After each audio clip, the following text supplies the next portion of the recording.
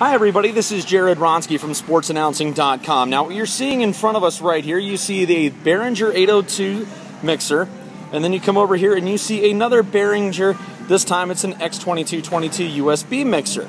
Now you're maybe wondering, why am I running two mixers here? Well, what this is going to do is this is going to help teach you a little bit about how to hook into a sound system wirelessly. Now you come over here to the Xenix 802, and you see here how we have channels left and right. A lot of you will see this post. This is how you would typically plug into a sound system. You can now take this out of the master out and go right into the floor that you see right down there. I could take that in right now and be running the sound system using that mixer, and we'd be good to go. But since Centerville has a nice board over here that we can use, we're going to use this board and show you how to hook into it wirelessly. Now, you will see here, coming out of the master outs, I am unplugging that post that would go to the floor. You see over here, in the headphones, we're going to unplug this. We're going to stick it over into the auxiliary. Now you hear a little bit of a pop. That's why you want to make sure that all of your volume levels are down. I wanted to give you an example of what you're going to hear if you accidentally leave the channels up. So that way you hear that indeed there's signal going through. Now you see on the mixer, we're going to make sure that all of our levels are down. This is how we always plug into a system.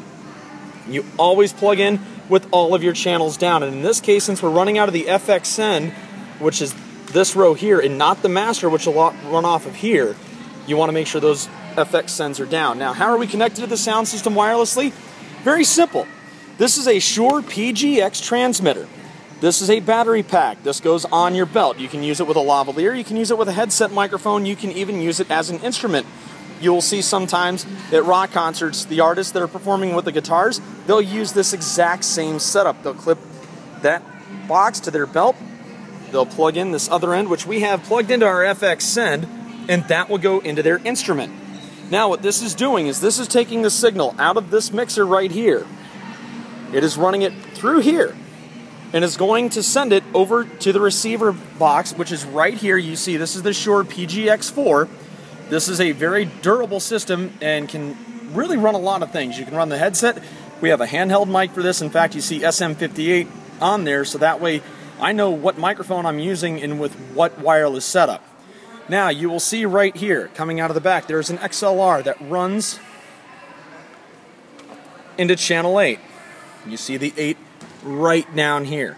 That's channel 8, that's the XLR, that's the mic in, and we're actually going to take the low cut out right now because we want to make sure that we have plenty of volume to work with. You see this slider right here. We will turn that down a little bit. That clip light just means that we are running active on that channel, so I will see it over here when it starts playing. Now what we're going to do is we're going to start a song. It's Celebrate by Three Dog Night. We're going to slowly turn up the FX send on the mixer. Bring it about to noon. We're going to come back over to the main system. We're going to slowly bring that up to about there, and you see that everything else is set. Now we come back over to the Xenix. We're going to run the master mix up. And now we very slowly turn up channels 3 and 4, which is connected to the computer. And you can hear the music clearly coming out of the system. Now we are actually running that signal wirelessly. You can then take this FX send and turn it down, which basically acts like a new gain button, or a gain knob like you see up here, or trim, is what you see on the Behringer mixer right here. This FX now acts as a gain. You can still use your pots right down here on the mixer itself. The master is up, however you don't see much on the meter right there. If you really want to mess with it, you can, but what we're showing you right here is the ability to plug into a system wirelessly. Say that you come along a system in some gyms, not Centerville, however, there are some here in Northern Virginia and the DC area that run completely wirelessly. What you're going to do is you're going to take that box and plug it into the system. Most systems will come with an auxiliary microphone input somewhere on the box itself. So that way you can have it. You can plug in something later, or you may see in the rack, which you see on the front here, there's a rack here that has two Shure ULX P4 receivers on it for handheld mics. Now I could buy a pack for those, however I already have a system that I like myself, so we don't need to do that. If you know what the system is and you know what you're working with, you can go out and buy the pack from any music store, we recommend Chuck Levin's Washington Music Center. Even if you're not in the DC area, you can definitely use them. They'll be more than happy to work with you on it, but you see the Shure box right there. That transmitter pack, again, goes into the FX Send. And what that is doing is that's now acting as your master out.